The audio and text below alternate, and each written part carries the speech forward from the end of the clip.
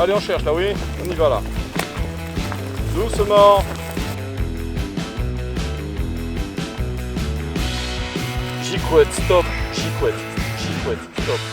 La truffe d'hiver Tuber melanosporum se ramasse du 1er décembre jusqu'à environ fin février, voire le 15 mars. Et après le 15 mars, à ce moment-là, on a le travail dans la truffière qui consiste en la taille, biner le sol, remise en place du réseau d'irrigation et ensuite les irrigations l'été lorsqu'il ne pleut pas.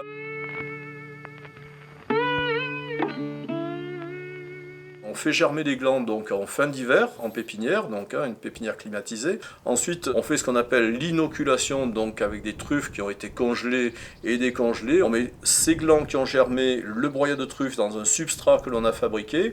La mycorhisation, donc tout cela se fait en général avril, mai au printemps. Et les plants sont plantables et ou vendables donc à partir de la fin de l'hiver suivant. Il faudra attendre une dizaine d'années avant qu'on ait les premières truffes.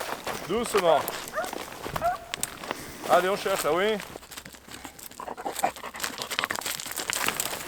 C'est bon, stop, on regarde, elle est là.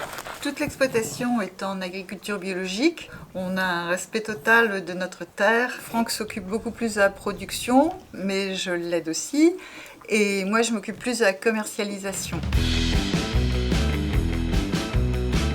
Quand j'étais enfant, je ramassais des trucs avec mon grand-père, mais uniquement en sauvage. Et en fait, on a connu Gérard Chevalier, le chercheur de l'INRA, qui a inventé le plan mycorhizé.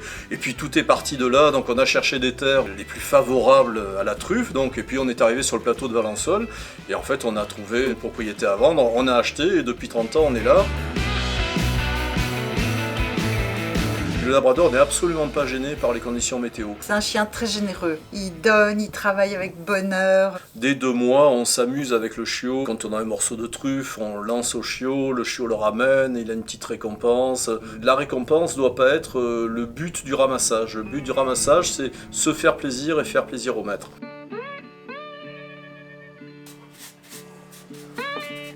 Donc là, les truffes sortent de terre. On brosse pour enlever le maximum de terre. Quand les truffes ont été brossées à sec, il faut les enfermer dans un bocal en verre avec un petit sopalin et au frais. Le jour où vous allez manger vos truffes, vous les brossez sous l'eau. Après, l'idéal, c'est d'avoir une truffe bien noire, bien diamantée. Sur un toast avec de l'huile d'olive et du sel, ça va être un régal. On a 2 commercialisations distinctes, le particulier et la fin de semaine pour le marché de gros. Ce sont des truffes qui vont chez notre courtier. Nous avons aussi un point de vente très sympathique à Paris sur les marchés bio. On essaie de trouver de nouvelles régions où il est possible de cultiver la truffe, comme la Normandie par exemple. Et donc on espère que petit à petit, on va contaminer, on va mycorhizer un petit peu les jeunes agriculteurs vers la truffe. Allez, Gicouette, on cherche là. Allez. Devant là, oui, c'est bon. Stop. Gicouette, stop.